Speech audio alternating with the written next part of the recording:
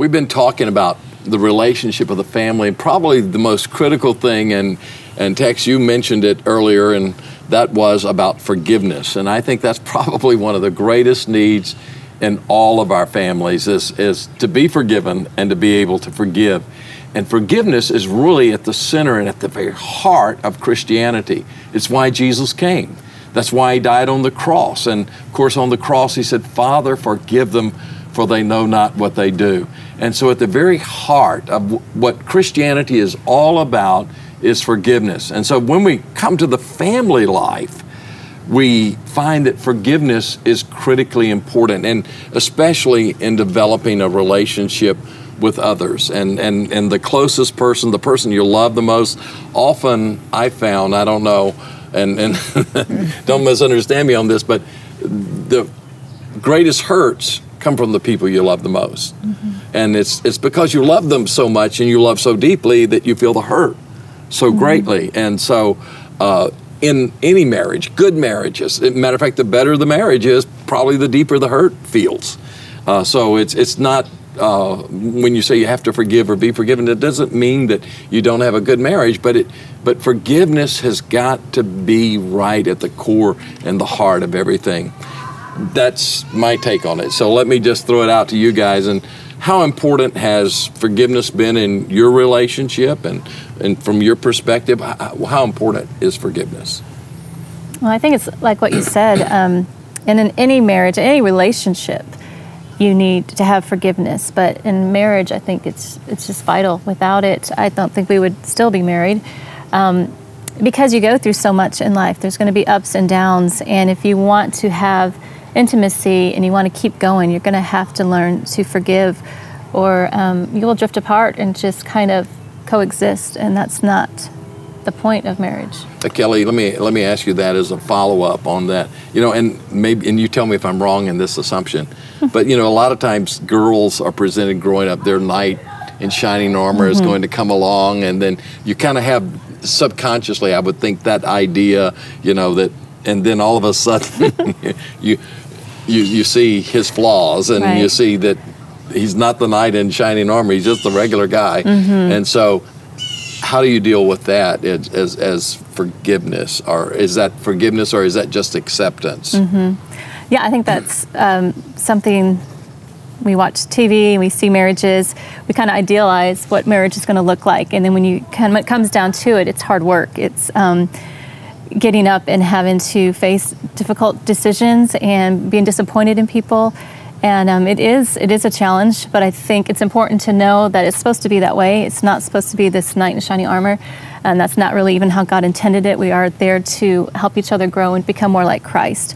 And so I think if we change our perspective going into marriage, being thankful that God gave you this opportunity, this person to grow with, but realizing it's going to be hard work, and you don't feel like you have to bail because it's not the way Hollywood makes it out to be. Yeah. So Dave, what about you? I think just adding on that, you like you said, you come into marriage with these certain expectations. Those expectations aren't met, and so you automatically become a little bit more jaded, a little bit more cynical. And I think, you know, there's a great quote by one of America's greatest presidents, Abraham Lincoln. He said, if you look at people expecting to find faults, you surely will find them there. And it's all about your perspective on, if you're looking at that person because you've been wronged, you've been wronged, and something happens and it happens again, you start to look at that person, you hold on to that offense rather than releasing it. And if you look at in the biblical word for forgiveness in the Greek it's actually a combination of two words. It's to send away. It means to, when you really have truly forgiven, you're not holding on to it anymore.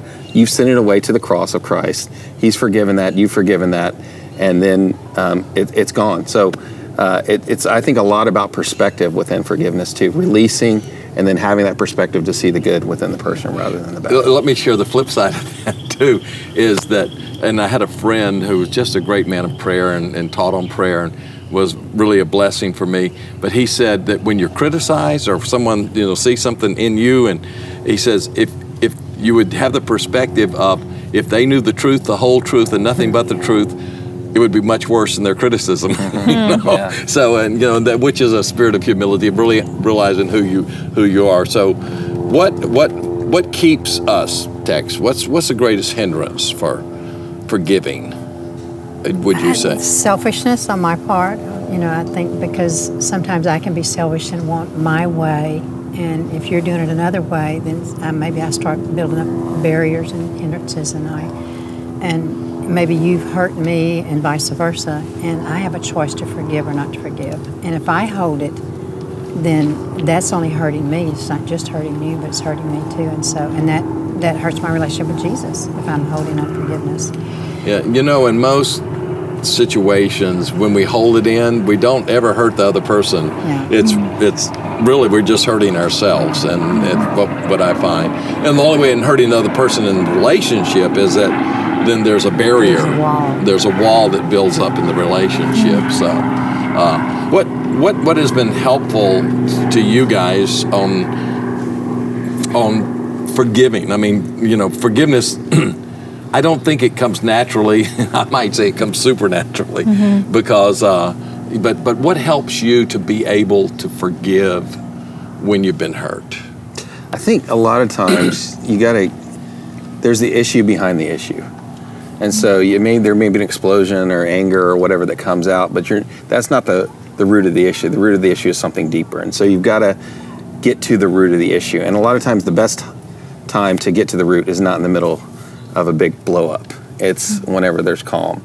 And into really just whenever there's calm, after you've gone away and been by yourself and prayed or whatever you need to do to calm down, is just to get back and honestly, as a couple, just come together with each other's best interest in heart and talk through what are the things that triggers this. What are the things that you find yourself becoming defensive on whenever something comes up? Get to the root of the issue, because many times there's an issue behind the issue that has to be forgiven. It's not just the outward manifestation of that.